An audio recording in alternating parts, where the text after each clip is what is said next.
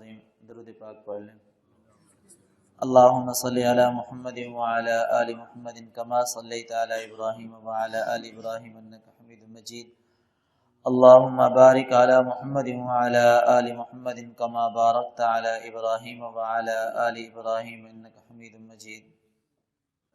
پارہ نمبر 13 سورۃ ابراہیم رکوع نمبر 5 آیت نمبر 31۔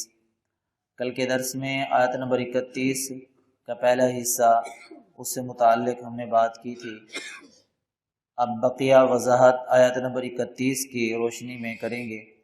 ارشاد باری تعالی ہے قل عبادی الذین آمنوا، فرما دیجئے اے میرے محبوب میرے ان بندوں کو آمنوا جو ایمان لائے۔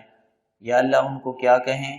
فرمایا سب سے پہلا حکم تو ان کو یہ کریں یقیموا الصلاۃ کہ وہ نمازوں کو قائم کریں۔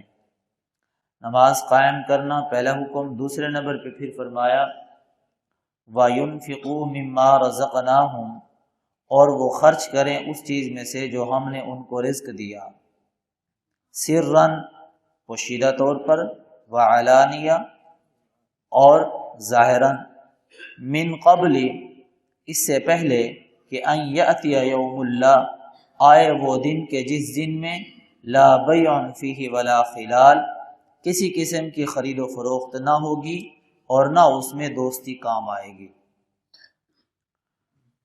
یقیم الصلاۃ سے متعلق کل کے درس میں وضاحت ہوئی۔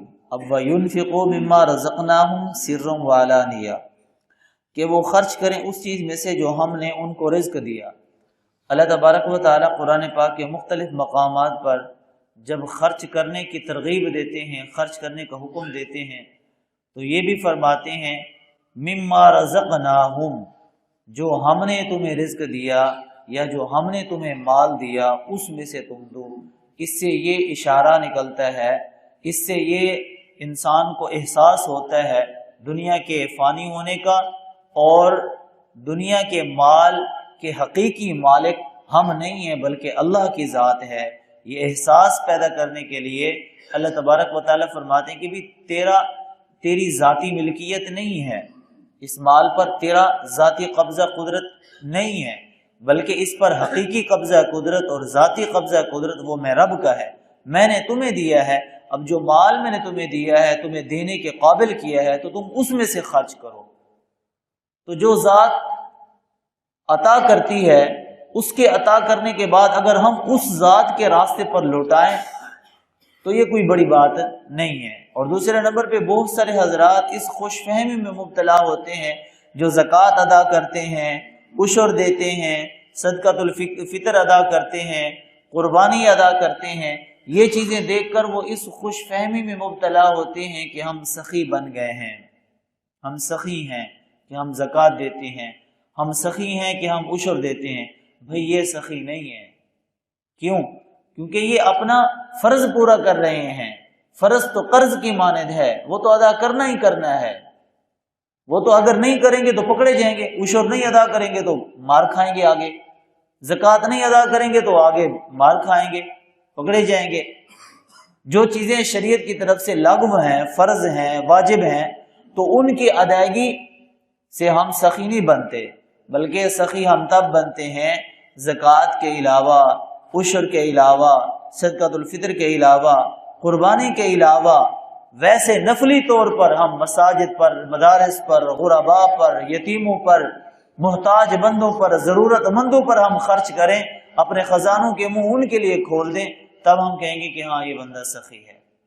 جو صرف اور صرف زکوٰۃ اور عشر کی مد میں سے ہی صرف محتاجوں کی امداد کرتا ہے یا تعاون کرتا ہے اور خوش فہمی میں وہ مبتلا ہے کہ شاید میں سخی بن گیا ہوں، تو وہ سخی نہیں ہے۔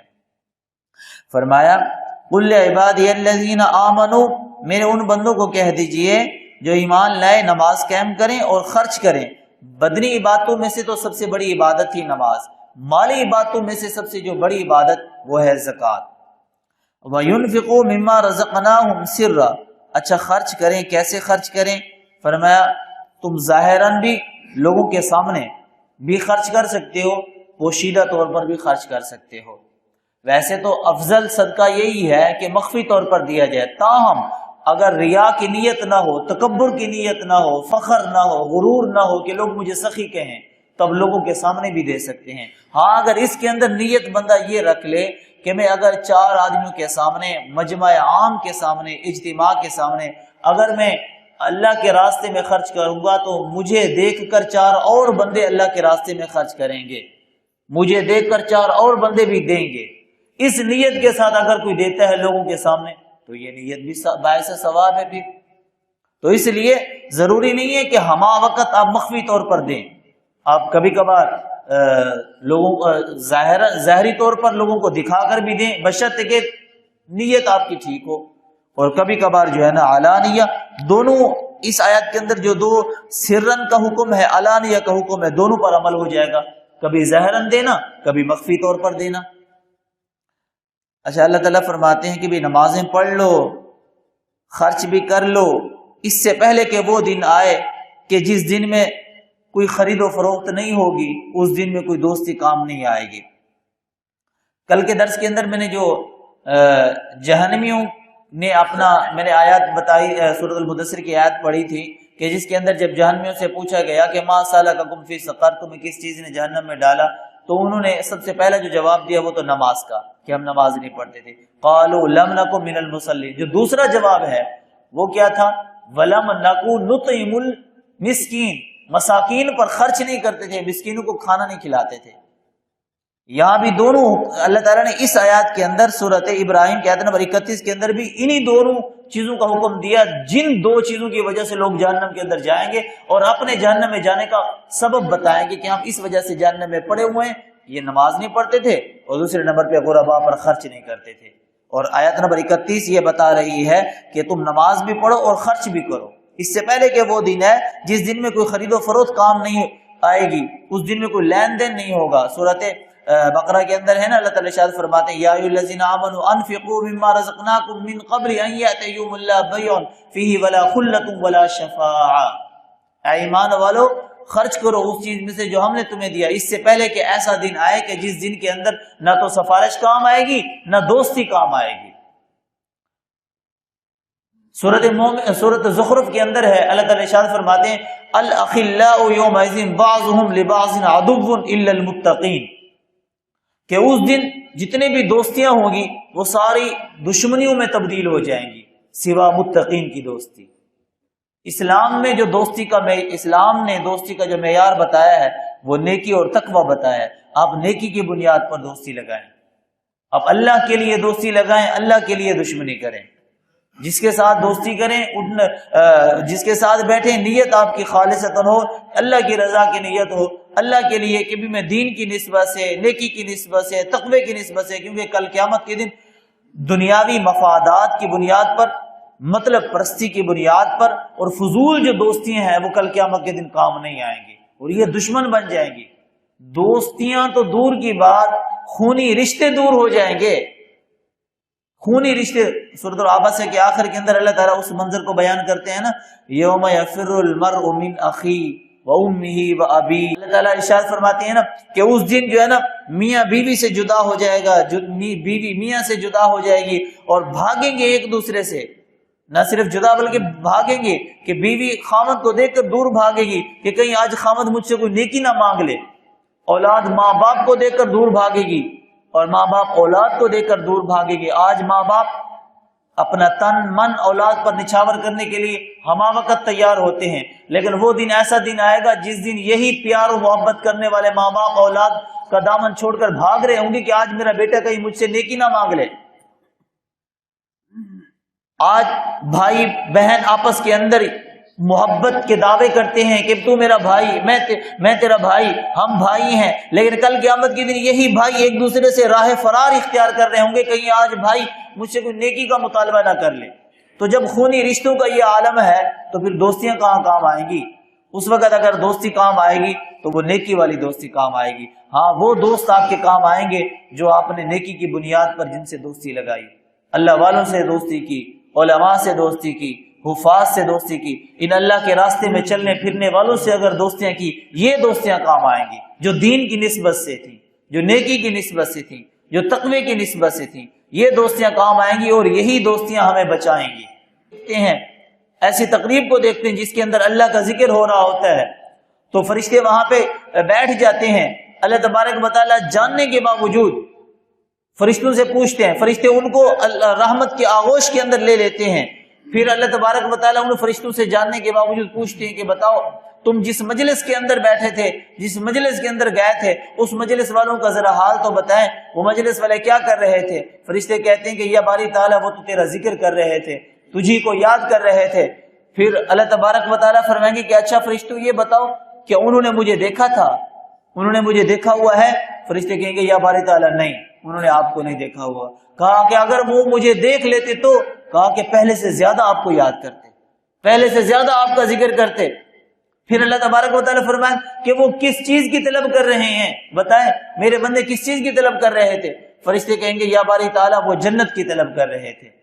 اللہ تبارک و تعالیٰ فرمائیں گے کہ اے فرشتوں بتاؤ انہوں نے جنت کو دیکھا ہے؟ فرشتے کہیں گے یا باری تعالیٰ نہیں، انہوں نے جنت کو تو نہیں دیکھا۔ کہا کہ اگر وہ جنت کو دیکھ لیتے تو؟ کہا کہ پہلے سے زیادہ وہ جنت کے حصول کے لیے بےتاب ہوتے اور دعائیں کرتے۔ کہا اچھا میرے بندے وہ کس چیز سے بچنے کی دعائیں کر رہے تھے؟ کہا کہ فرشتے کہیں گے یا باری تعالیٰ وہ جہنم سے بچنے کی دعائیں کر رہے تھے، تجھے پکار رہے تھے کہ یا اللہ جہنم سے بچا لے۔ تو اللہ تعالیٰ فرمائیں گے کہ اے فرشتوں کیا انہوں نے جہنم کو دیکھا تھا؟ تو فرشتے کہیں گے یا باری تعالیٰ نہیں دیکھا تھا۔ اللہ تعالیٰ فرمائیں گے کہ اے فرشتوں بتاؤ اگر وہ جہنم کو دیکھ لیتے تو کیا کرتے؟ تو فرشتے کہیں گے یا باری تعالیٰ اگر وہ جہنم کو دیکھ لیتے تو پہلے سے زیادہ رو رو کر دعائیں کرتے کہ یا اللہ ہمیں جہنم سے بچا دے، ہمیں عذاب جہنم سے محفوظ فرما، آگ کے عذاب سے ہماری حفاظت فرما۔ تو اللہ تعالیٰ فرمائیں گے کہ گواہ رہو جس مجلس کے اندر تم گئے ہو میں نے ان سب مجلس والوں کی میں نے مغفرت کر دی ہے، سب کو بخش دیا ہے۔ ان میں سے ایک فرشتہ کہے گا یا باری تعالیٰ اس مجلس کے اندر ایک آدمی تیرے ذکر کی نیت سے نہیں آیا تھا، وہ تو دکان سے سودا لینے کے لیے جا رہا تھا، دیکھا کہ مجلس کی ذکر چل رہی ہے، تیرا اور تیرے رسول کا ذکر ہو رہا ہے، تجھے لوگ یاد کر رہے تھے، وہ بھی ان کے اندر بیٹھ گیا۔ گھر سے وہ ذکر کی نیت سے نہیں آیا تھا، تجھ کو یاد کرنے کی نیت سے نہیں آیا تھا، وہ تو اپنے کام کے لیے جا رہا تھا، راستے پر سے گزر رہا تھا، گلی میں سے گزر رہا تھا تو دیکھا کہ مجلس کا حلقہ لگا ہوا ہے، ذکر خدا ہو رہا ہے۔ اس آدمی نے کہا کہ چلو میں بھی تھوڑی دیر کے لیے بیٹھ جاؤں، کیا اس کو بھی بخش دیں؟ اللہ فرمائیں گے کہ ہاں اگرچہ وہ ذکر کی نیت سے نہیں آیا تھا، ذکر کی نیت سے نہیں آیا تھا، لیکن ذکر والوں کے ساتھ تھوڑی دیر کے لیے بیٹھا تو ہے، اس صحبت کی برکت سے اس کو بھی معاف کر دیا جائے گا، اس کی برکت سے اس کی بھی مغفرت کر دی جائے گی۔ تو تھوڑی دیر کی دوستی اتنی کام آ گئی، تو جو ہمیشہ اللہ والوں کا دامن تھامے رکھتا ہے، اللہ والوں سے تعلق لگائے رکھتا ہے، اللہ والوں سے دوستی لگائے رکھتا ہے، تو بتائیں ہمیشہ کی دوستی کیوں نہیں کام آئے گی؟ جب تھوڑی دیر کے لیے دوستی کام آ گئی تو پھر ہمیشہ جو اللہ والوں سے اپنا تعلق مضبوط رکھتا ہے، دوستی رکھتا ہے، نیک لوگوں کی نیکی کی بنیاد پہ دوستیاں کرتا ہے، تو اس کی یہ دوستیاں کام آئیں گی۔ ہاں اگر نہیں، اس آیت کے اندر نفی ہے نا دوستی کی، ولا خلال، کہ کل قیامت کے دن دوستیاں کام نہیں آئیں گی، تو ولا خلال میں سے کون سی دوستیاں ہیں؟ دنیا کی دوستیاں، یہ دوستیاں کام نہیں آئیں گی۔ جو دنیا کے لیے محبت ہم نے کی تھی، جو دنیا کے لیے ہم نے ایک دوسرے سے تعلق لگایا تھا، یہ تعلق کام نہیں آئے گا۔ اور جیسے دنیا میں لین دین کر کے ہم بڑی سے بڑی مصیبت سے چھٹکارا حاصل کر لیتے تھے، کل قیامت کے دن کوئی بھی لین دین نہیں چلے گا، کوئی کسی قسم کی بھی خرید و فروخت نہیں ہوگی۔ یہ آیت نمبر 31 کی روشنی میں چند باتیں کی تھی، آگے آیت نمبر 32 سے متعلق انشاءاللہ کل کے درس میں بات ہوگی۔ اللہ تعالیٰ ان باتوں پر عمل کی توفیق نصیب فرمائے۔ وما علینا الا البلاغ۔